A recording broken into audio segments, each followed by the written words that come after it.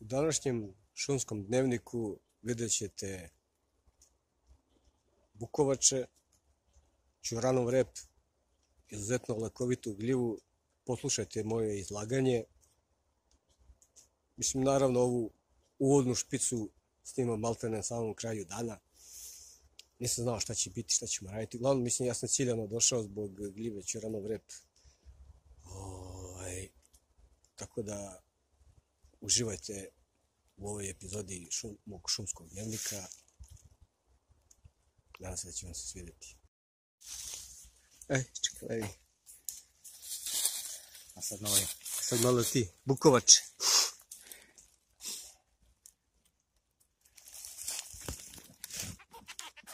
Evo škripe. Lepe. 25. novembar. Evo su i ovdje. Na panju ne znam od čega. Ali... Aha. Jeste, ovo je bubica što ih jede.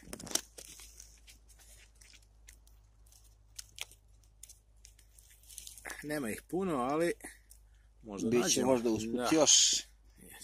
Kao onda, nema, pa pup 6 kila na jednom panju. Odlično.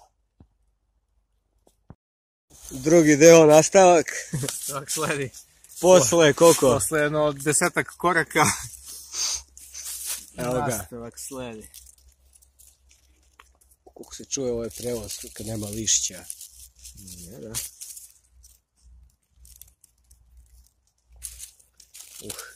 Bogaj.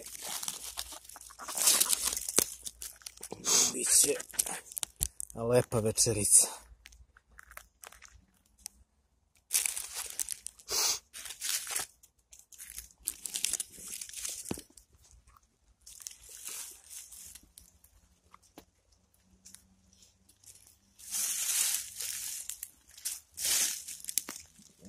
Čistimo naknadno, da ne gubimo vreme, kratki su dani. Biće toga još usput, garantovano. Biće, da, definitivno smo na tragu. Tamo pred kišu sutra najavljeno.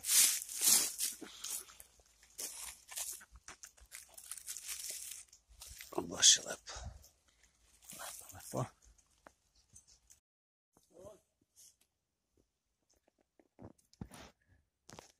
Ćuranov rep. I dole je cijelo oboreno drvo ga ima. I na ovom panju tu isto ima.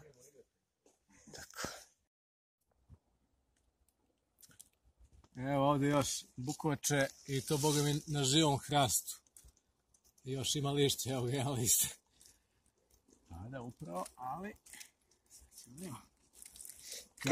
Kad sam već ja pričao o lekovitim gljivama, i bukovača spada također u lekovite pored svoje jestivosti. Kao većina ovih koje rastu tako sa drveta. Kao brezov trud, ćuranov rep, čak i šumsko pile ima svoje lekovita svojstva.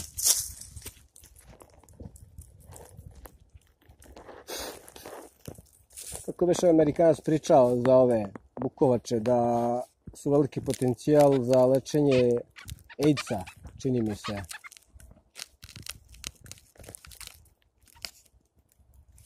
Dosta ljudi na gljive gleda kao samo na hranu, ali ne gleda na njihovu lekovitost. Najbolje antibiotik koji mi imamo. Da.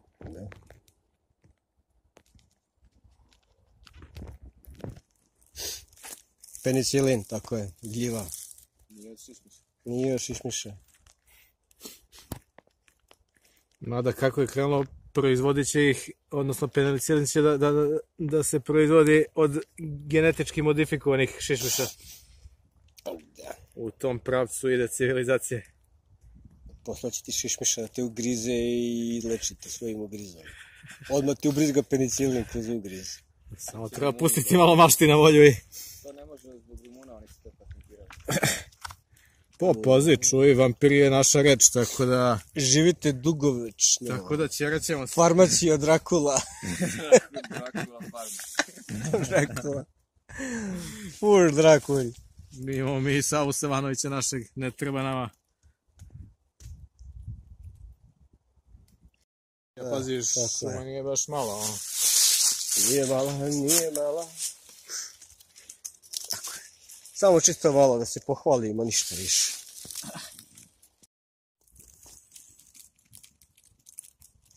Vreme je za...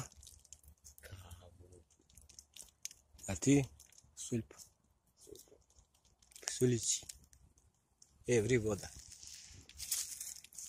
Prekidaj snimanje, privod. Prekidaj snimanje, gasi kameru, ton!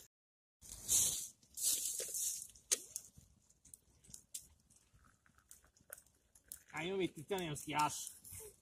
Joj, da vidim čudo. Imam i titanijomski jaš.